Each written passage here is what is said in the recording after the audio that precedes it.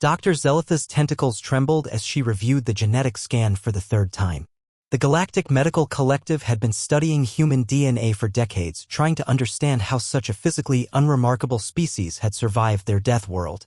What they'd found defied everything they knew about evolution. "Run the simulation again," she commanded her assistant, Vorm.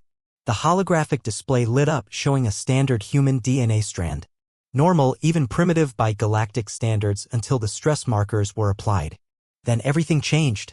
"Environmental threat detected," the computer announced. Suddenly, dormant sections of the genetic code blazed to life. Zelith watched in horrified fascination as the human body's systems underwent rapid transformation. Adrenaline production increased 1,200%, pain receptors diminishing, muscle limiters disengaging, cognitive function rerouting to combat survival protocols. "Warning, subject entering berserker state." "This can't be natural selection," Vorm whispered, his scales shifting to a pale green of fear. This is engineered." Dr. Zelith agreed. The precision was too perfect, the responses too comprehensive. Someone somewhere had programmed humans with what could only be described as biological warfare subroutines. "Look at this," she highlighted a section of code. "When a human perceives a threat to their offspring, their strength increases by 400%, their pain tolerance becomes virtually absolute, and their brain literally rewrites its own moral parameters. They call it maternal rage or paternal protective instinct, but it's a pre-programmed combat mode." The door to their lab hissed open. Ambassador Chen walked in, the human diplomat wearing her usual pleasant smile. "I heard you've made some interesting discoveries about our genome, doctors?" Zelith tried to keep her voice steady. "Ambassador, are you aware that your species carries what appears to be engineered combat protocols in your basic genetic structure?" Chen's smile didn't waver. "Oh, you found those? How fascinating. Coffee?" She moved to the beverage station with casual ease that now seemed terrifyingly calculated to the scientists. "Those?" Vorm squeaked. "There's more than one?" "Well, of course," Chen said, pouring herself a cup of the mild poison humans enjoyed. "Let's see, you've probably found the basic fight or flight enhancement package. But did you notice the pack-bonding combat synchronization? When humans fight together, our brain chemistry literally syncs up. We move as one unit without conscious communication." She took a sip, continuing conversationally. "Then there's the persistence hunting protocol. We can track prey for days without rest. The berserker rage subroutine you mentioned.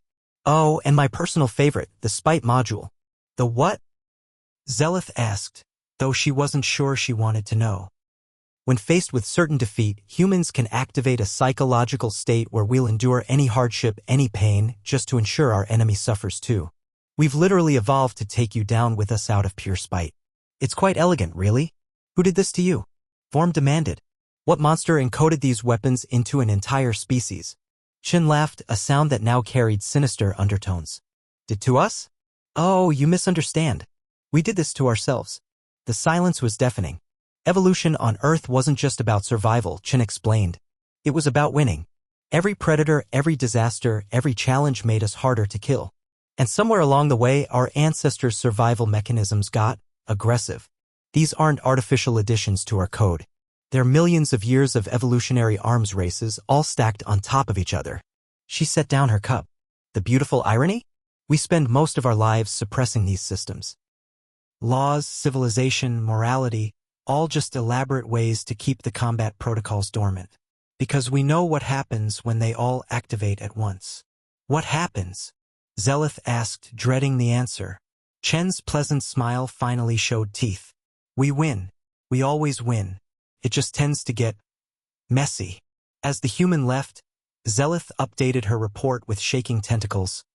Recommendation: maintain peaceful relations with humanity at all costs. Their DNA isn't just genetic code.